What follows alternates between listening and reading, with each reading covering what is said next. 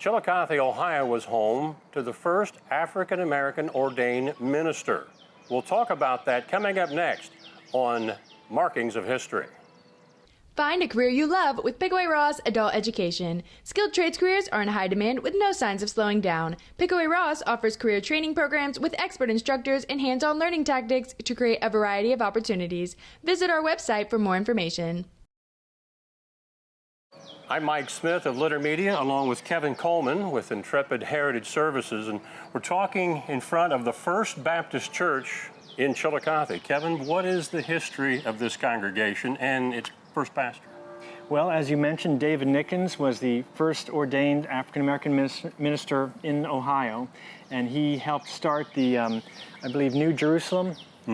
Well, the New Jerusalem Church Society built this. It's a Victorian church, but First Baptist, under a different name, started long before that with David Nickens, the minister. So this was something just soon after the Civil War concluded, 1869, I think, when the New Jerusalem Society came about. Yeah.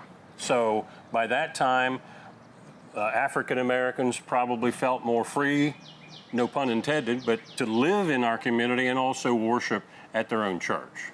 Certainly, but this church started in 1824, so they were pushing hard to protect their freedom and worship the Lord long before the Civil War. What about the structure of this particular church? It's very Victorian. It looks vaguely like the pump house, which is a little later building, but it's got the Gothic arches there and a nice cross-gabled tower. And was that typical of a building, let alone a church, as far as that structure or that design for that time? Fairly typical, late 19th century. An earlier 19th century church would be much simpler, just the gable front, sort of pretty much like a one-room schoolhouse, similar building type. And again, as we've talked on previous episodes, the David Nickens Heritage Center, would it have more information also about this church? I'm certain it would be, along with that room on the Underground Railroad.